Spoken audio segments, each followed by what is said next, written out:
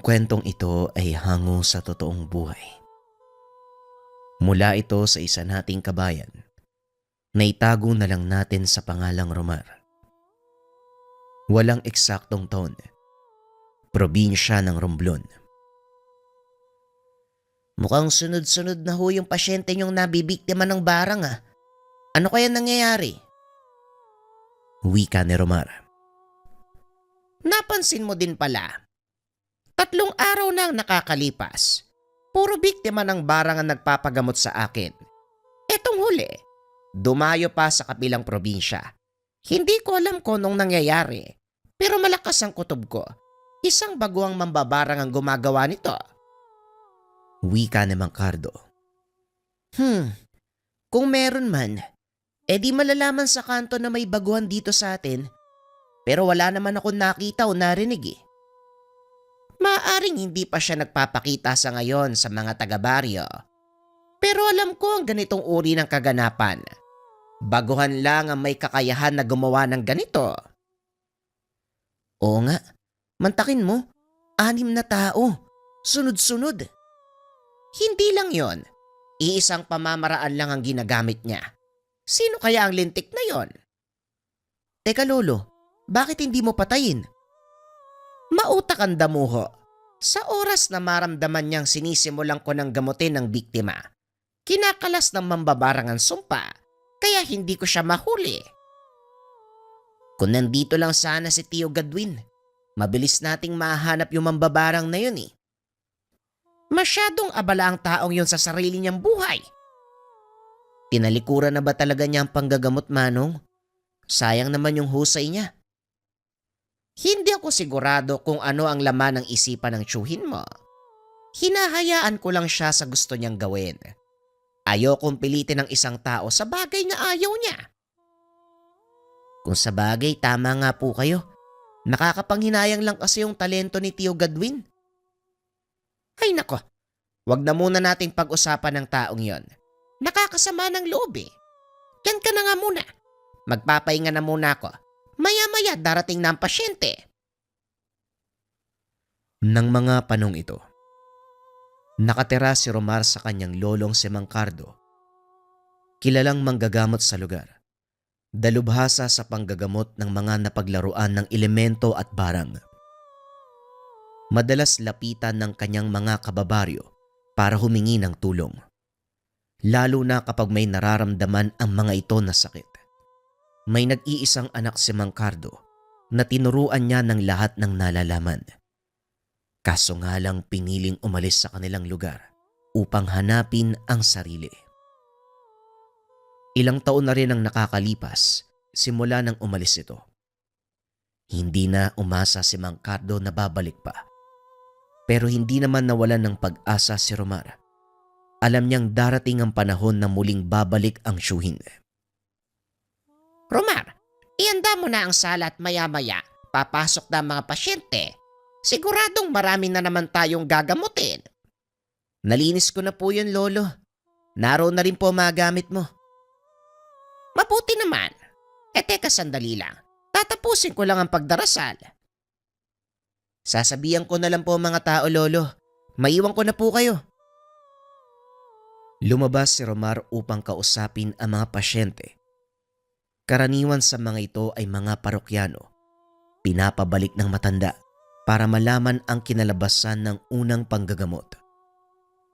Ngunit napansin ni Romar ang isang lalaki na nakasuot ng sirasirang sombrerong dibanig. Noon niya lang nakita ang taong iyon, kaya hindi ito nilubayan ng tingin. Ilang minuto ang nakalipas, pinatawag na ni Mang Cardo ang unang pasyente. Pinapasok naman ito ni Romar. Ngunit hindi pa rin inaalis ang tingin sa lalaki. Nakakailang pasyente na si Mang Cardo, ngunit naroon pa rin ang lalaki. Ang buong akala ng binata ay nakapila din ito. Kaso nga lang ilang beses na siyang nilampasan ng ibang magpapagamot. Dito na nagpasya si Romar na lapitan ang lalaki. Habang papalapit ang binata, tila nakaramdam ito ng hindi maganda. Tuluyang bumagsak ang katawan ng binata, nawala ng malay. Hindi na alam ng binata ang susunod na nangyari. Nagising na lang ito. Nakahiga na sa mahabang upuan ni Mang Cardo. Ano bang iniisip mo, Romar? Bakit mo kinumpronta ang isang taong may mataas na kakayahan? Tanong ng matanda.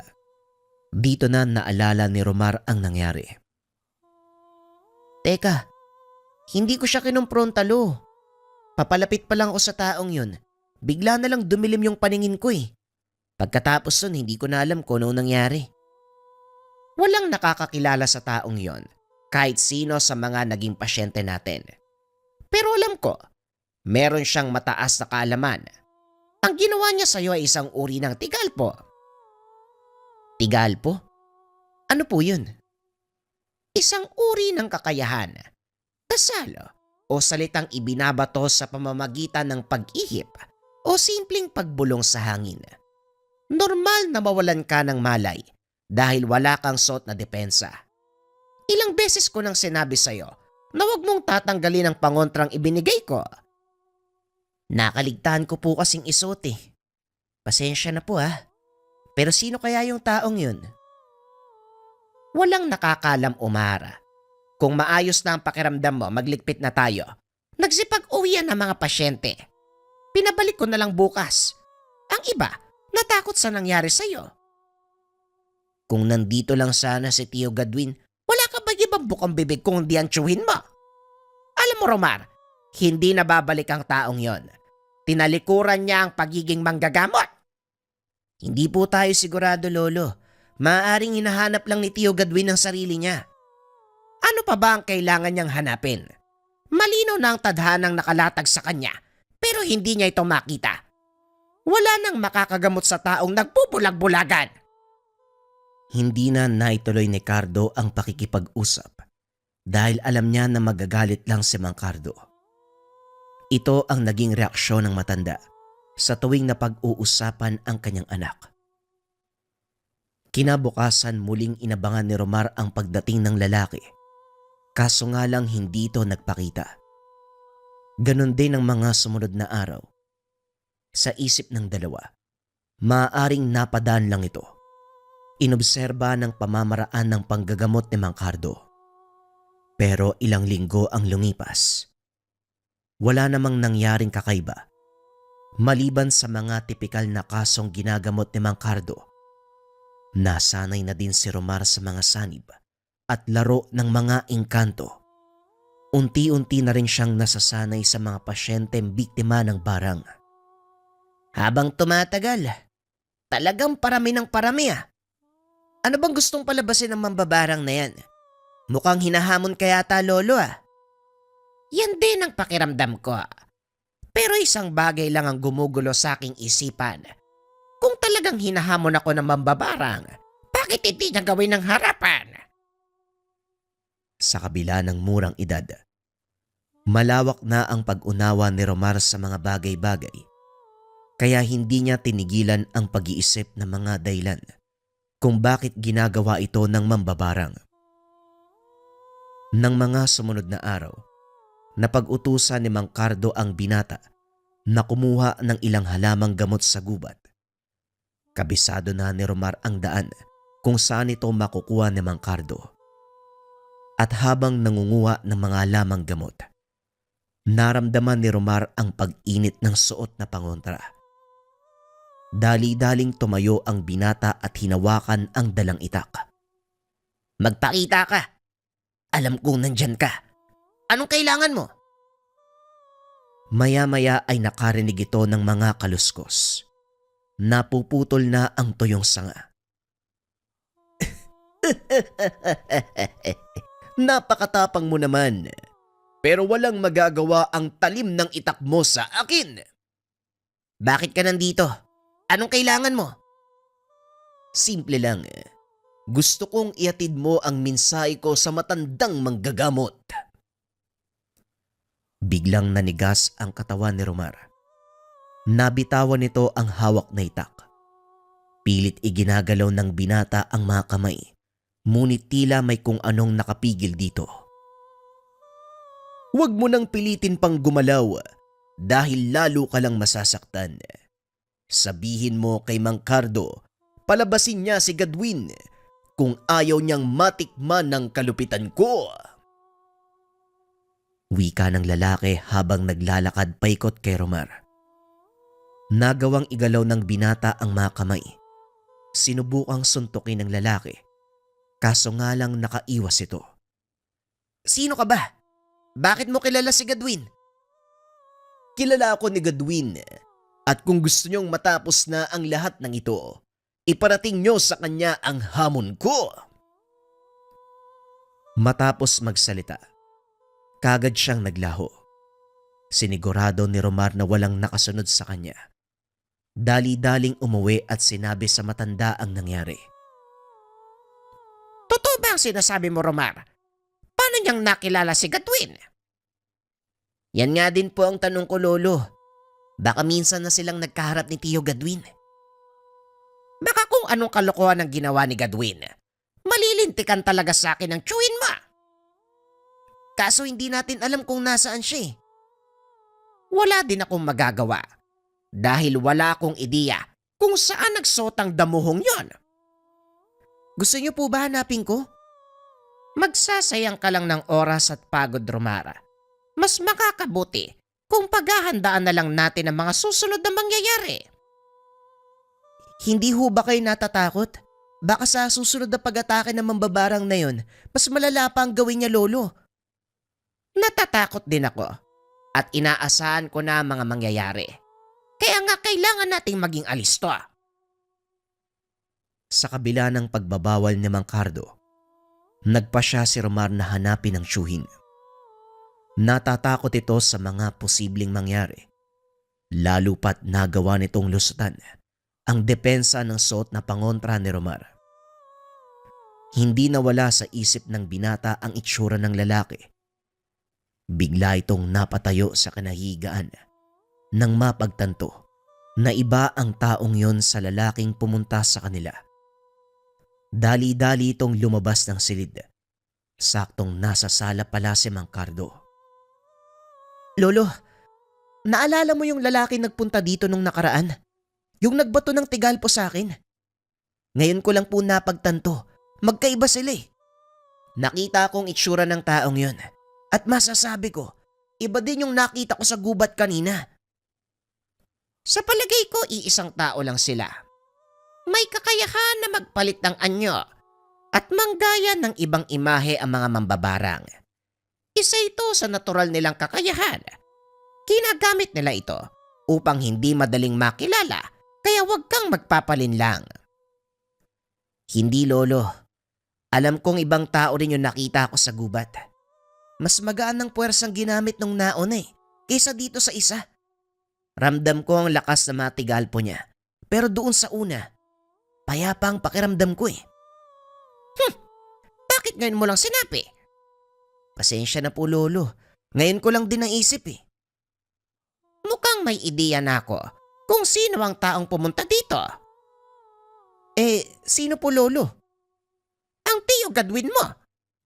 Ngayon hindi na ako nag-aalala dahil alam kong nandyan lang siya sa paligid. Si Tio Gadwin? Kung siya yun, bakit hindi niya ako hinayaang makalapit? Siguradong may matinding dahilan sa ginagawa niya. Ano man yon, ipagpasalamat na lang natin na kahit papano, hindi nakalimot ang tiyuhin mo. Kaya pala pamilyar ang presensya ng taong yon. Kung ganun, nararamdaman mo siya, Lolo? Oo, pero hindi ko nagaanong binigyan ng pansin. Kinabukasan, nagpatuloy sa normal na gawain ang maglolo. Maraming pasyente ang nagpunta. At gaya ng sinabi ni Romar, bumalik ang mga pasyente nitong nabiktima ng barang. At sa pagkakataong iyon, mas malala ang ginawa ng kalaban. Lolo, mukhang nagkatotoo yung sinabi ng tao ah. Hindi ako nababahala, Romar. Alam ko ang gagawin, kaya huwag kang matakot. Malaki naman ang tiwala ko sa iyo, Lolo. Alam ko makakayanan mo ang hamon ng taong yun. At isa pa, nandyan naman si Tio Gadwin. Hindi niya tayo papabayaan. Magtiwala ka lang sa tiyuhin mo. Ngayon alam ko na kung bakit hindi siya nagpakita sa loob ng maraming taon. Nagpapalakas ang taong yon at nag-aral pa ng ibang kalaman. Sa bawat araw na nagdaan, patuloy na lumala ang kondisyon ng mga pasyente. Ngunit nanatiling kalmado si Mang Cardo. Bagaman nagagawa niyang lunasan ang mga sakit, paulit-ulit lang itong bumabalik. Unti-unting nararamdaman ng matanda ang panghihina. Hanggang isang araw, kusa nang bumagsak ang katawan. Romar, sabihan mo ang mga magpapagamot. Hindi ko sila mahaharap ngayong araw. Humingi ka ng dispensa at kung maaari, pabalikin mo sila bukas. Sige po, Lolo. Ako na pong bahala sa kanila. Magpahinga na po kayo. Lumabas ang binata at hinarap ang mga pasyente.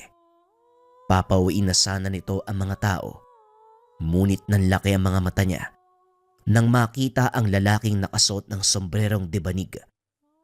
Nakaupo ito sa sala habang kausap ang isang pasyente. Natulala sa kinakatayuan ng binata. Hindi ito makapaniwala na nagbalik na ang tiyuhin. O Romar, anong tinutunganga mo dyan? Bakit hindi mo kunin ang mga lana? Magsisimula na ako sa panggagamot. Wika ni Gadwin. Dali-dali namang kumilos ang binata. Tarantang inabot ang mga gamit sa tiyuhin. Kayo nga po ba yan, Tio Gadwin? Sino pa ba sa tingin mo? Kayo din po yung lalaking pumunta dito Yung nagbato ng tigalpo sa akin Oo, ako nga yun.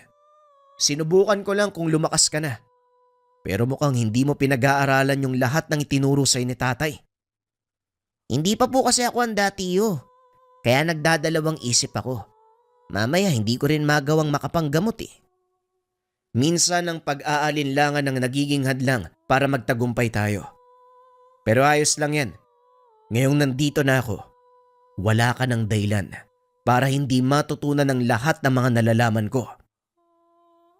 Kung ikaw mismo ang magiging maestro ko, edi walang problema. O siya, tulungan mo muna ako dito. Marami pa tayong gagamutin. Nagpatuloy sa panggagamot ang dalawa. Nagtaka si Mang Cardo kung bakit hindi kaagad nakabalik si Romar, kaya lumabas ito ng silid. Nanlaki mga mata ng matanda. Nang makita si Gadwin na inaasikaso ang mga pasyente, hindi na nagpahalata ang matanda. Muli itong bumalik sa silid upang magpahinga. Ngunit sa kaloob-looban nito, masaya si Mang Cardo dahil sa wakas, bumalik na ang anak. Gabi na nang matapos ang dalawa sa gamutan. Masaya si Romar dahil hindi na sayang ang pagod ng mga tao sa pagpunta. Nilunasan ni Gadwin ang kanilang mga sakit. Kinabukasan, maagang bumangon si Roman, nagsibak na mga kahoy na panggatong. Maya-maya ay lumabas si Gadwin bit-bit ang timba. Iwan mo muna mga yan. Samahan mo kong mag-igib ng tubig inumin sa balon. Inilapag ni Romar ang palakol. Kumuha ng isa pang balde. Nagtungo ang mga ito sa balon. Kaso nga lang napakaraming tao. Mukhang kailangan pa nating pumila. Ayos lang ba kayo? Kung gusto mo, balikan mo na lang ang ginagawa mo. Ayos lang po, Tio, at isa pa. Konti lang naman yun Matatapos ko rin yung pagsisibak ng kahoy bago man ang halian. Habang nag-uusap ang dalawa, napansin ng mga ito na nagbubulungan ang mga tao, isa-isang umaalis sa lugar. Anong problema? Bakit nag-aalisan ng mga tao? Tinignan ni Romar ang balon. Laking gulat nito dahil kulay itim na ang tubig. Naglalabas ng napakabahong amoy. Tinanong ng binata ang mga tao. Napag-alaman na bigla na lang naging ganon ang tubig nang wala namang dahilan.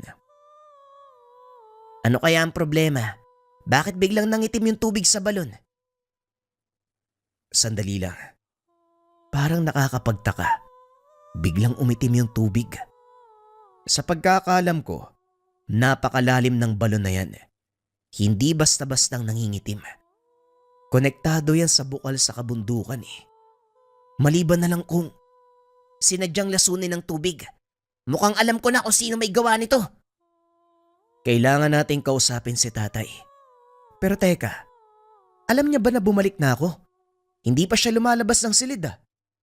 Yan din ang inaalala ko eh. Masama ang pakiramdam ni Lolo kagabi. Kaya nga hindi siya lumabas ng silid para manggamot eh. Kaninang umaga, hindi rin siya bumangon para magkape. Ang mabuti pa, umuwi na muna tayo. Dali-daling umuwi ang dalawa. Tinignan sa kwarto ang matanda. Hindi pa ito bumabangon. Tay, kumusta po ang pakiramdam nyo? Pasensya na po ha, kung ngayon lang nakauwi. Hindi na mahalaga ang bagay na yon, Gadwin. Ang importante nandito ka. Nahaharap tayo sa isang malaking hamon. Isang mambabarang na nagdudulot ng sakit sa baryo natin. Kilala ka ng taong yon. May ideya ka ba kung sino siya? O tay, kilala ko ang taong yon. Si Nonong. Minsan ko na siyang nahuli nang barangin niyang isa sa mga naging pasyente ko. Ang pagkakamali ko lang, binuhay ko pa siya. Siguradong naparito siya para magiganti. Masyado nang maraming pinahirapan ng taong yon. Sa palagay ko, oras na para tapusin mo ang sinimulang laban. Yun din ang dahilan tay kung bakit ako lumantad. Ang totoo niyan, hindi naman talaga ako lumayo eh. Nasa paligid lang ako, nagpapalakas at nag-iipon ng mga bagong kalaman. Alam ko, pero aaminin ko din. Inakala kong nawala na sa loob mo ang panggagamot. Hindi maaaring mangyari yun tay. Ito ang buhay na nakagisnan ko at hindi maaaring talikuran ang katungkulang sinumpaan natin sa Diyos Ama. Ako lang pala ang nag-iisip ng masama. Pasensya ka na anak, dahil napakahina ko na ngayon, hindi na kagaya ng dati. Hindi ka uminatay. Nagkataon lang na sunod-sunod ang ataking ginawa ng mga kalaban. Pero wag kang mag-alala. Ngayong nakabalik na ako, magkasama na tayong lalaban. Gusto ko rin pong tumulong, tiyo. Kaso, hindi pa ako ganun kabiyasa sa gamutan eh. Kakailanganin ko ang tulong mo, Romar. Ang simpleng bagay na ginagawa mo, malaking tulong na yon para sa amin. Halika na, tulungan mo muna akong gamutin si tatay. Matapos ang pag-uusap, hinanda ni Romar ang gagamitin ng tiyuhin. Sinimulan ni Gadwin ang panggagamot sa ama. At nang matapos ito, parang walang nangyari. Muling nanumbalik ang lakas ni Mang Cardo. At sa pagkakataong iyon, magkasabay nilang hinarap ang mga magpapagamot. Paano yan, tiyo? Siguradong nakarating na kay Nonong na nandito ka. Ayos lang na malaman niya na nandito ako. May binabalak ako eh. At dito ko kakailanganin ng tulong mo. Po, anong gagawin ko? Simple lang. Magpapanggap ako na ikaw. Nag-usal ng dasal si Gadwin at inihip sa hangin. Nanlaki mga mata ni Romar dahil nang tignan nito ang tiyuhin. Parang nakatitig siya sa salamin. Paano mong nagayang itsura ko, tiyo? Isa ito sa mga kakayahang natutunan ko nung umalis ako. Isa itong uri ng sabulag. Nagagawa kong linlangin ang paningin ng sinuman. Parehong may kakayahan at wala. Hindi nila malalaman ang totoo kong pagkatao. Dati pati ang aura ko, natatago ng sabulag na ito. Saan naman po nang galing ang kakayahan na yan? Dahil sa mutyang ito. Inilabas ni Gadwin ang suot na kwintas. Isa itong itim na bato na may mga butas. Mabigat na parang yari sa bakal. Ano naman po yung batong yan, tiyo? Hindi ordinaryong bato ang hawak ko, Romar. Ito ay mutya ng bulalakaw. May kakayang itago ang totoong katauhan ng may tangan sa tamang paggamit at pagbasa ng mga orasyon. Kaya din itong magtanggal ng kakayahan ng kahit sinong may tangan. Kahit pa mambabarang, tiyo? Oo, Romar. Kahit ang pinakamalakas na mambabarang, kayang tanggalin ng kakayahan. Ito ang sekretong hindi pa nalalaman ni Nonong. Ngayon, anong gagawin ko? Magtago ka. Hayaan mo nga akong tumulong kay tatay mamaya. Antayin mo ang hudyat ko. At sa oras na magpakita si Nonong, doon ka lumabas. Kinagabihan, nang mailahad ni Gadwin ang plano sa pamangkin, tinuloy nito ang panggagamot. Maging si Mang Cardo ay hindi nakilala ang binata. Inakala nito, si Romar pa rin ang katuwang sa panggagamot. Romar, nasaan ang tiyuhin mo? Akala ko ba tutulungan niya tayo dito? Ako po to, tay. Huwag ka lang magpapalata. Nagulat si Mang Cardo nang marinig ang boses ng anak. Aba, anong kalukuhan ang ginagawa mo, Gadwin? Ano bang balak mo? Basta, tay. Walang dapat makaalam na ako ito. Malakas ang suspetsya ko na mauhuli natin ngayon si Nonong. Pag-uusap ng mag-ama. Maya-maya ay isa sa mga pasyente ni Mang Cardo ang dumating. Ang isang ito ay biktima ng mambabarang. Kumanda ka na. Susubukan ko siyang hulihin. Hindi na kailangan, tay. Kailangan mo lang malaman kung saan siya nagtatago nang sa ganon ako mismo ang pumunta sa kanya. Paano kung gagawin yon? Bago ko pa malaman, kagad na siyang kumakalas. Ilang beses ko nang sinubukan ang bagay na yon, pero hindi ko talaga magawang huliin ng mambabarang. Pinakiusapan ng matanda ang mga tao na kailangan niyang unahin ng nabarang dahil nag-aagaw buhay na ito. Pumayag naman ang mga tao. Sinimulan ng dalawa ang panggagamot. At sa tulong ng mga bagong kaalaman ni Gadwin, nagawa niyang pasanibin ang mambabarang. Sa palagay ko, nasa katawan ng pasyente mo mambabarang. Huwag ka magpapala, tatay. Hindi niya alam na nandito ko. Anong ginawa mo? Pati ang boses mo nagbago. Paano mo siyang naigapos sa katawan ng pasyente? Sa susunod ko na ipapaliwanag, tay. Sa ngayon, subukan mo magtanong. Sikapin mo magtagal ang pag-uusap. Hanggang 5 minuto lang ang kaya kong itagal, Gadwin. Masyado nang mahaba ang 5 minuto, tay. Kaya kong matunton ang kinaroroonan niya sa loob lang ng 3 minuto. Sinimulang kausapin ng matanda ang mambabarang na nakasabit sa katawan ng pasyente. Kaso nga lang hindi ito nagsasalita. Alam ng matanda na nakasapi na ito dahil iba ang kilos ng kanyang ginagamot. Patuloy na nagsasalita ang matanda, nagtatanong ng kung ano-ano, hanggang sa tuluyang matukoy ng binata ang kinaroroonan. Mukhang walang pag-asang sumagot ang mambabarang na ito, anak. Anong susunod mong gagawin? Ako nang bahala, tay. Asikasuin mong pasyente. Halika na, Romar. May tutugisin tayong mambabarang. Hindi na nagtanong pa. Bagaman nag-aalala kay Romar, sinigurado ng binatang pangangalagaan ang pamangkin. Pinuntahan ng dalawa ang pinagtataguan ni Nonong. Nakita nila itong nakatayo sa labas ng bahay. Pawis na pawis. Nang mga sandaling ito, 2 Romar ang nakikita ng mambabarang. Anong ginagawa mo dito, bata? Huwag mong sabihin na ikaw ang nakasagupa ko kanina. Ako nga. Bakit hindi ka naniniwala? Imposible. Alam kong wala kang kakayahan. Ni hindi mo nga nagawang protekta ng iyong sarili nung una tayong magkita. Pasensya ka na. Hindi kasi ako nakapaganda ng mga oras na yun eh. At isa pa, bakit ko naman ipapaalam sa'yo ang kakayahan ko? Nang mga sandaling iyon, si Romar ang kausap ni Nonong. Nakatayo lang si Gadwin sa tabi ng pamangkin. Napansin ni Nonong ang isa pang Romar. Nalaman niya ang plano ng binata. Isa sa inyo ay ilusyon. Hindi ko alam na may tinatago ka palang ganyang kakayahan.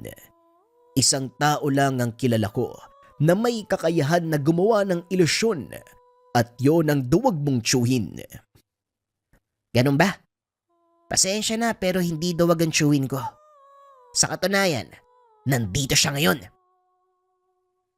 Nagulat si Nonong nang sabihin nito ni Romar. Matapos ay sabay na tumakbo ang dalawa. Papalit-palit ng pwesto para lituhin ng mambabarang. Kaso nga lang nakagawa ito ng paraan para matukoy kung sino sa kanila si Gadwin. Nagbato ng tigalpo. Tinamaan si Romar at natumba. Naiwang nakatayo si Gadwin. Hindi mo ko malilin lang, Gadwin. Ginamit mo pa ang pamangkin mo para lansin ako. Nandamay ka pa ng inosente. Huwag mo kong alalahanin, tiyo. Ngayon na ang pagkakataon para matalo mo ang taong yan. Huwag mong sayangin. Nagulat si Nonong. Nakapagsalita pa si Romar sa kabila ng malakas sa tigalpong ibinato. Paano mong nagawang makapagsalita? Malakas ang tigalpo na ibinato ko sa'yo. Dapat paralisado ang buong katawan mo. Huwag ka nang magulat, Nonong. Hindi lang ikaw ang umuunlad sa larangan ng lihim na karunungan. Hindi na nagsayang ng pagkakataon si Gadwin. Dali-dali itong tumakbo papunta sa kinakatayuan ni Nonong. Idinikit sa katawan ng mambabarang ang hawak na mutya ng bulalakaw. Nung una, hindi nito nararamdaman ang epekto. Ngunit nang maglaon, unti-unting bumigat ang pakiramdam. Hanggang sa tuluyang nakalas ang binato niyang tigalpo kay Romar. Nangangahulugan, nawawala na ng bisa ang kanyang mga dasal pang proteksyon. Ano tong idinikit mo sa akin? Tanggalin mo. Bitawan mo ko. Bakit? Ramdam mo na ba ang unti-unting pagkalas ng kakayahan mo? Yan ang epekto ng mutya ng bulalakaw. Unang tatanggalin nito ang kakayahan mo sa paglalagay ng depensa. Ikalawa, higupin ito ang anumang enerhiya mula sa katawan mo at sa mga mutyang tangan. At ang pinakauli, tuluyan ka ng hindi makakagamit ng dasal. Mawawala ang kakayahan mo sa pambabarang. Walang yaka, pagbabayaran mo ang ginawa mo sa akin. Hindi pa ito ang huli nating pagkikita. Magbabalik ako at maniningil. Ikinalulungkot ko, Nonong. Pero hanggang dito ka na lang. Noon pa sana kita tinapos eh. Kaso, may awa pa akong naramdaman. At aaminin ko, umasa ako magbabago ko eh.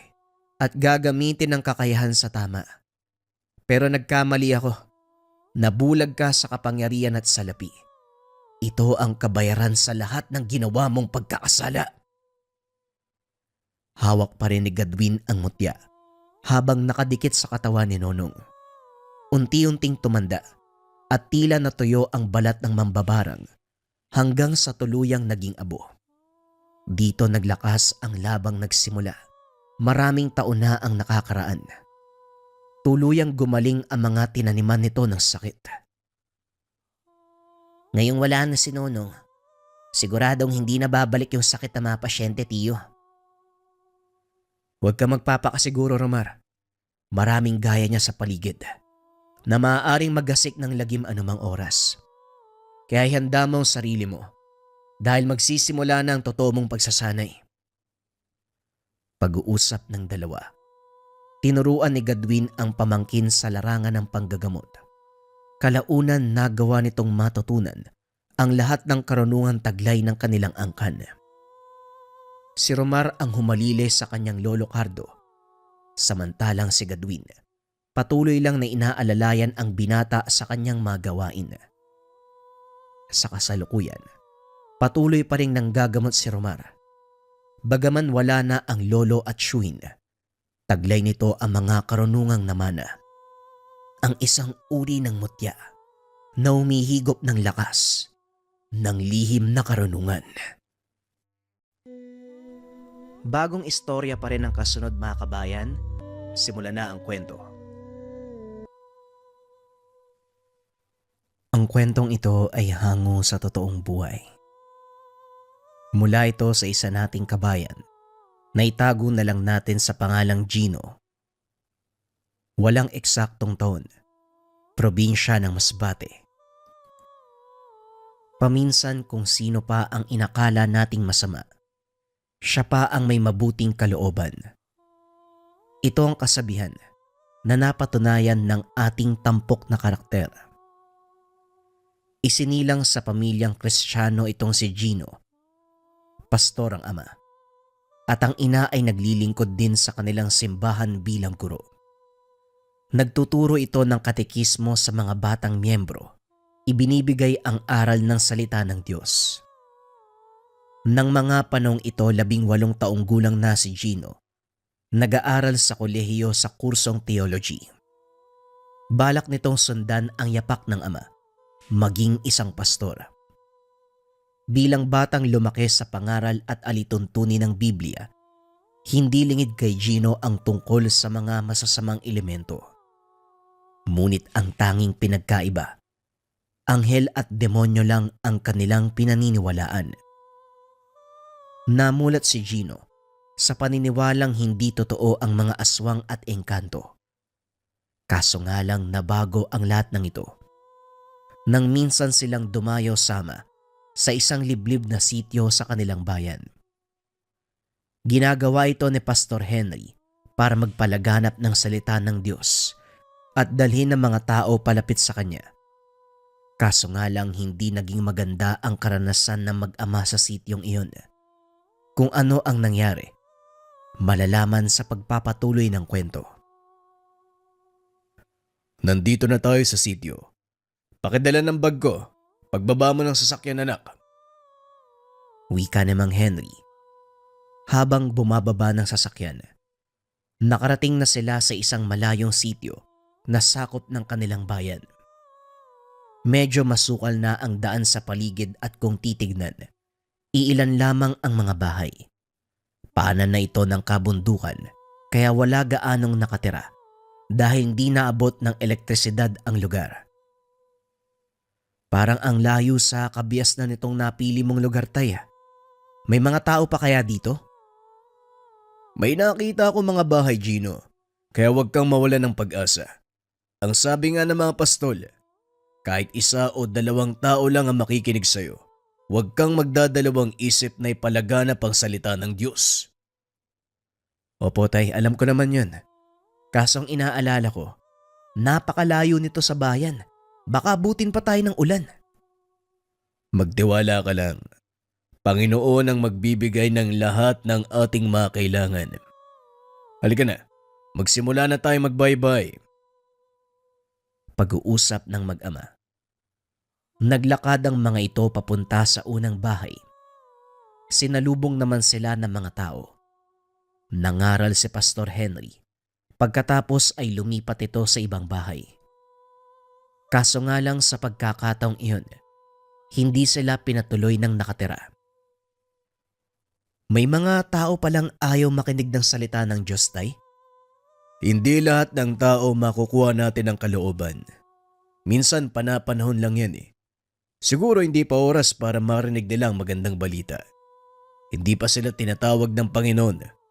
Pero darating ang oras, sila mismo maghahanap ng karian ng Diyos. Wika ni Mang Henry. Habang nag-uusap ang mag-ama, may lumapit na matandang babae. Mukhang uulan na. Bakit hindi mo na kayo tumuloy sa aking tahanan? Ay naku, oo nga po. Maraming salamat, nanay ha. Pero tutuloy na lang po kami siguro sa pagbaba ng bayan. Hindi na kayo makakadaan sa kalsada. Maya-maya lang, balot na ng putik ang daan. Tignan nyo, umuulan na sa taas ng bundok. Nakita ni Pastor Henry ang makapal na ulap sa kabundukan. Tila alam niyang malakas na ang ulan doon. Mukhang hindi na tayo makakabalik ng bayan ha. Sige po, nay, tara na. Saan po ba bandang bahay nyo? Malapit lang naman dito. Tara, bago pa tuluyang bumuhos ang malakas na ulan. Sige po, nanay. Gino, sumama ka na. Ayusin ko lang yung pagpaparada ng sasakyan. Matapos maayos ang sasakyan, sumunod na din si Pastor Henry sa matanda. Nakita nito ang tahanan at namangha dahil punong-puno ng mga namumulaklak na halaman ng paligid. Isang binata ang nag-abot ng maiinom sa dalawa. Magandang hapon po sa inyo. Eto, maiinom. Sandali lang po ah. Kukunin ko lang yung pagkain sa kusina. Siguradong gutom na kayo. Maraming salamat ha. Napakabait nyo ha. Magpalain nawa kayo ng Panginoon. Ito lang ang paraan para makabawi kami sa kasalanan ng aming angkan sa Ama. Ang paggawa ng kabutihan sa mga tao. Bagyang napaisip ang pastor sa sinabi ng matanda. Iba ang pagkakaunawa niya. Lahat naman tayo may obligasyon sa Ama na kailangan nating tuparin. Ito ang ating misyon sa mundo at pangunahing dahilan kung bakit tayo nalikha. Hindi mo nauunawaan ang sinabi ko, Pastor. Pero hindi na yon mahalaga. O siya, kumain na kayo bago pa lumamig ang kape at ang suman. Habang kumakain ng dalawa, biglang bumuhos ang napakalakas na ulan. Halos hindi na makita ang daan. Mukhang hindi talaga tayo makakauwi, Tay. Sobrang lakas ng ulan, oh. Imposible talaga makababa kayo sa bayan sa ganyang kalakas na ulan. Dito na po muna kayo magpalipas ng gabi. Bukas ng umaga titila din po yan. Mas ligtas ang pagbaba ng bayan. Wika ni Godoy. Oo nga naman. May bakante pa namang kwarto dito. Yun nga lang. Lamparang degas lang ang aming ilaw. Ayos lang po. Wala pong problema sa amin yun. Sanay po kami sa ganitong buhay, Lola. Melchora ang pangalan ko. At ito naman ang aking apo, si Gutoy. Ako naman po si Henry. At ito ang anak ko, si Gino. Pastor po ako sa isang simbahan doon sa bayan. Ikinagagala ko po kayo makilala. Ganon din kami. Ikinalulugod kong tanggapin kayo sa aming tahanan. Buong gabing nag-usap ang mga ito sa sala hanggang sa dalawin ng antok ang matanda. Nagpaalam na upang matulog. Kaso nga lang laking pagtataka ng mag-ama nang magsabi si Godoy na mananatili itong gising. Sige na po, Lola. Ako na pong bahalang magbantay, magpahinga na kayo. Pumasok ang matanda sa silid habang naiwan naman si Godoy. Sinarado ang pintuan at bintana. Bakit kailangan magbantay? At saka sinong dapat bantayan? Kayo ho. Kayo yung dayo sa lugar eh.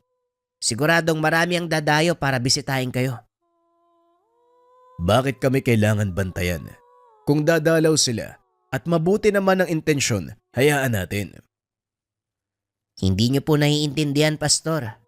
Sila ay mga nilalang sa paligid na balak kayong gawing hapunan. Hindi lahat ng nakatira sa baryong to, tao. Teka, anong ibig mong sabihin, Godoy? Anong hindi tao? Ewan ko kung maniniwala kayo sa mga sasabihin ko ha. Pero may mga aswang na nakatira dito eh. Kabilang kami ni Lola Melchora sa mga yon. Magtatanong pa sana si Gino nang biglang may kumatok sa pintuan.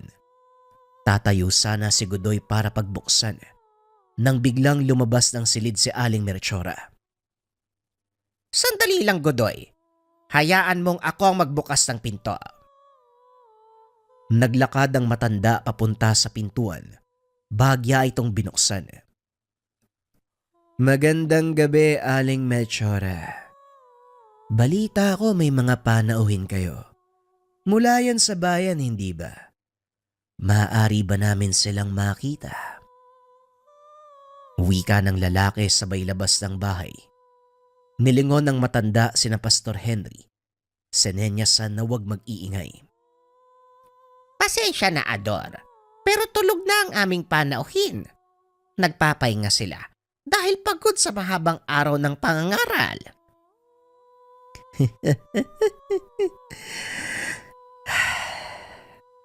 Naaamoy ko ang mga panauhin. Baka naman pwede silang masilip kahit sandali lang.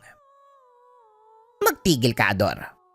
Baka nakakalimutan mong nasa pamamahay kita. Batas ko ang masusunod dito. Guys, bakit ba ang hilig mong ipagtanggol ang mga dayo? Wala naman silang ginawa kung hindi tuligsain ang uri ng pamumuhay na meron tayo. Wala tayong dapat pag-usapan tungkol sa bagay na yan. Sinabi ko sa inyo noon pa man, wag na wag niyong gagalawin ang mga bisita ko o sino mang dadalaw sa aking pamamahay. Bagyang tumaas ang boses ng matanda. Dito na nakaramdam ng tensyon si Gino, kaya binulungan si Godoy. Sino ba ang mga taong yan? Bakit gusto nilang pumasok? Sila ang mga sinasabi ko sa inyo. Kaya hanggat maaari, huwag kayong gagawa ng ingay. Nagkatinginan ang mag-ama. Sa pagkakataong ito maging si Pastor Henry, unti-unti nang nakakaramdam ng takot. Ramdam ni Gino na may kung anong gumagalaw sa bubong, kaya muli itong nagsabi kay Godoy. Parang may tao sa bubong ah. Anong ginagawa nila? Bakit sobrang porsigido nilang makapasok? Gaya ng sinabi ko sa iyo kanina, balak nila kayong gawing hapunan. Halika na, Gino. Pumasok tayo sa silid ni Lola Melchora. Doon mas ligtas kayo. Hindi magagalaw ng mga nasa labas. Sinasabi mo ba na aswang ang mga tao na nasa labas ng bahay? Hindi kaya mga lasing lang na nanggugulo? Maniwala kayo o hindi, Pastor. Mga aswang ang taong nasa labas. Dumito lang kayo sa silid. Wag na wag lalapit sa bintana. Delikado. Kami nang bahala ni Lola. Matapos magsalita, sinarado ni Godoy ang pintuan at lumapit sa matanda.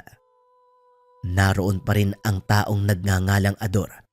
Pilit tinutulak ang pintuan. Sige na, tanda. Papasukin mo na kami. Huwag mong sarilinin ang biyaya. Huwag mo akong pilitin, Ador. Umalis na kayo kung ayaw niyong magkagulo. Narinig mo ang sinabi ng lola ko, Ador. Umalis na kayo. Dahil kung patuloy kayong magmamatigas, baka hindi nyo magustuhan ang susunod na mangyayari. Huwag na huwag kayong matutulog. Dahil sa oras na ibaba nyo ang depensa nyo, hindi kami magdadalawang isip na pasukin ang tahanan. Punong-puno na kami sa pagtatanggol na ginagawa nyo sa mga tao. Alam nyo naman kung ano ang silbi nila para sa atin. Pagkain lang sila, tanda. Hindi mo sila dapat pinag-aaksayahan ng simpatya. Kung ang turing nyo sa mga tao ay pagkain, ibahin nyo kami. Matagal ko nang winaksi ang pagkain ng laman ng tao dahil lalong nadadagdagan ang kasalanan natin sa Ama. Hindi ko hahayaan na ang henerasyon na nagmula sa akin sasapitin ang dinanas ng aming mga ninuno. Sapat ng kaparusahan ang sumpa sa katauhan namin.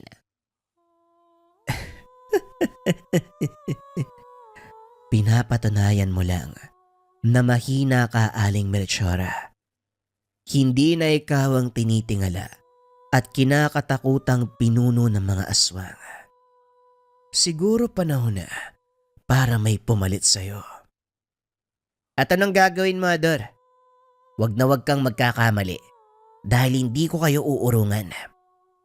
Nare-respeto namin ang inyong paniniwala kaya sana ganun din ang gawin nyo. Wag na wag mong iisipin na mahina kami. Hindi lang laman ng tao ang nagbibigay ng lakas. Subukan niyong manggulo ngayong gabi. Matitikman niyo ang bangis ko. Masyado kang mayabang, Godoy. Wag na wag kayong matutulog. Sisiguraduhin ko na hindi kayo magigising. Dinig ni Gino ang pinag-uusapan, maging si Pastor Henry. Hindi makapaniwala Napadpad sila sa isang baryong pinamumugaran ng mga aswang. Hindi ko inaakala na mararanasan natin to, Gino. Panginoon, patnubayan niyo kami. Huwag niyo po sanang hayaang mapahama kami ng anak ko sa kamay ng mga nilalang na ito. Wika ni Pastor Henry. Maya-maya ay pumasok si Godoy sa silid. Nakangiti ito. Patunay lang na wala ng panganib sa labas. Umalis na sila, Pastor. Kaya maaari na kayong lumabas ng kwarto. Maraming salamat sa Diyos. Pero kumusta ang Lola Melchora mo? Maayos po siya, Pastor. Wala pong makakapanakit kay Lola dito. Ginagalang po siya ng lahat ng mga aswang. Maliban na lang kay Ador. Talagang napakasama ng ugali ng isang yun. Pasensya na kayo kung humantong sa ganito ang inyong pagbisita. Godoy, alam kong hindi matatapos ang gabing ito nang walang gagawin si Ador. Maging alisto ka. Huwag hahayaang nakabukas sa mga pintuan. Opo, Lola. Ako na pong bahala sa mga yun. Hindi ko hahayaang madampian ng kamay nilang mga bisita natin. Inakala ng pastor na hindi na babalik ang mga aswang dahil tahimik na ang buong paligid. Lingid sa kaalaman ng mga ito, napansamantalang katahimikan ang mararanasan. Ilang minuto ang nakalipas. Muling kumalabog ang bubong ng bahay. Napatayo si Gino at lumapit sa ama. Talagang hindi titigil ang mga lintik na to Lola, payagan niyo po akong harapin sila. Kung hindi niyo yun gagawin, siguradong hindi sila titigil. Kung sa bagay tama ka, Godoy. Pero mag-iingat ka dahil tuso si Ador. Kahit pangkaraniwang aswang lang siya, may kalakasan pa din. Alam ko, Lola. Pero hindi uubra sa akin ang lakas na yun. Lumabas ng tahanan si Godoy upang harapin ang mga aswang na nanggagambala. Sumilip naman sa siwang ng bintana si Gino para makita ang mga pangyayari. Nakatayo sa bakuran si Godoy habang bumubuhos ang malakas na ulan. Hinahamon nitong lumabas si Ador at harapin siya sa isang laban. Kaso nga lang walang nagpakita.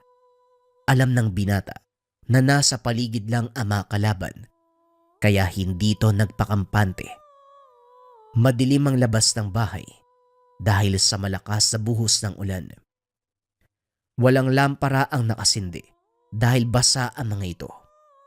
Tanging liwanag mula sa sulo ng tahanan ang nagsisilbing ilaw. Ngunit namangha ng husto si Gino dahil tila hindi alintana ni Godoy ang madilim na paligid. Manalig ka sa kakayahan ni Godoy. Kung may pinagmamalaki man kami sa pagiging aswang, yun ay ang aking apo. Isa siyang gabunan at taas do kong sasabihin na mula sa aking henerasyon ng batang yan. Ulila na sa mga magulang si Godoy, kaya siya ang nangalaga simula pagkabata. Alam ng matanda, may magandang kinabukasang nag-aantay sa apo. Kaya naman walang pagdadalawang isip itong kinupkop. Maya-maya, nakarinig ng kalabog si Godoy. Ilang sandali lang, isang malaking aso ang nagpakita. Sinugod nito ang binata. Sinalubong naman ni Godoy ang nilalang at pinigilan. Habang nakikipaglaban sa malaking aso, isa pang nilalang ang lumapag mula sa bubong. Sa pagkakataong iyon, figura ng tao ang nakita ni Gino. Sinugod nito si Godoy. Kinalmot sa likuran. Hinawakan ng maigpit ang kalabang aso at buong lakas na hinampas sa isa pang kasama. Kailang bang dalawa ang haharap sa akin? Sayang ang oras ko sa inyo. Wika ni Godoy habang hinihimas ang natamong pinsala. Nanlaki ang mga mata ng Ginoo dahil kitang-kita nito ang paghilom ng sugat ng binatang aswang. Nakakatakot ang anyo ni Godoy ng mga oras na yun. Bagaman nasa anyong tao, nagliliwanag ang pulang mga mata na animoy baga na nagmumula sa sinindihang uling. Muling sumugod ang dalawang nilalang. Kinagat ng malaking aso sa balikat ang binata, habang ang isa, walang tigil na pinagsusuntok sa katawan ni Godoy. Nanatiling nakatayo ang binata na parang hindi nararamdaman ang mga atake. Hanggang sa nagawa nitong saluhin ang suntok ng kalaban.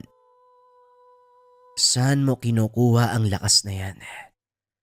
Hindi ka na kumakain ng tao, pero bakit napakalakas mo pa rin? Ito ang sekreto ng aming lahi, Ador. Bagay na kinakatakutan ng karamihan sa inyo.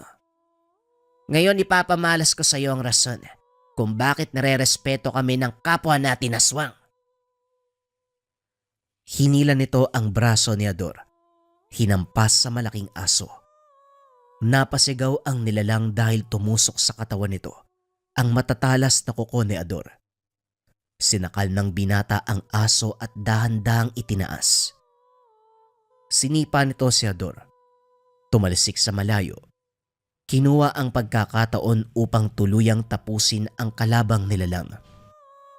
Gamit ang kanyang matatalas na kuko, dinukot ni Godoy ang puso ng malaking aso at sa mismong harapan ni Ador, walang pagdadalawang isip na kinain.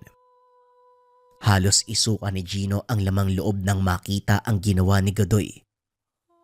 Matapos kainin ng puso, hinarap si Ador na noon ay nanginginig na sa takot. Patawad, Godoy. Hindi na ako ulit pakiusap. Buhayin mo lang ako. Kusa akong lalayo sa lugar. Pakiusap ng aswang habang umaatras. Pasensya ka na, Ador. Pero hindi ko na maaaring pagbigyan ng kahilingan mo. Ilang beses na kitang binalaan, pero hindi ka pa rin tumigil. Hindi mo ako masisisi. Maraming taon kaming nagtiis sa karne ng mga hayop. Mga aswang kami na nasanay na kumain ng laman ng tao, kaya hindi mo maaalis sa amin ng masabik. Gaya ng sinabi ko, huli na para sa paliwanag mo. Biglang nawala si Godoy. Kinuha naman ni Ador ang pagkakataon para tumakas. Hindi pa man ito nakakakbang. Biglang nahulog ang kanyang ulo. Tuluyang bumagsak ang katawan sa lupa. Muling nagpakita si Godoy at sa pagkakataong iyon dinampot nito ang ulo ni Ador at itinaas. Alam kong nanonood kayo. Magsilbi sana ng aral sa lahat ang nangyari kay Ador. Simula ngayon, walang sino man sa inyo ang gagalaw sa aming mga panauhin o iba pang mga dayo sa lugar na ito. Ang sumaway sa utos, sasapitin ng ganitong uri ng kaparusahan. Biglang nagpulasan ang mga nilalang na nagtatago sa kadiliman. Kasabay nito, ang pagtila ng ulan. Hindi na naramdaman ni Aling Melchora ang presensya ng mga nilalang sa paligid, kaya binuksan niya ang pintuan. Godoy, iligpit mo na ang katawan ng mga yan. Ilang minuto na lang sisikat na ang araw. Ayokong makakita ng abo ng kapwa nating aswang sa bakuran. Opo, Lola. Ako na pong bahala. Hindi makapagsalita si Pastor Henry dahil sa mga nasaksiyan.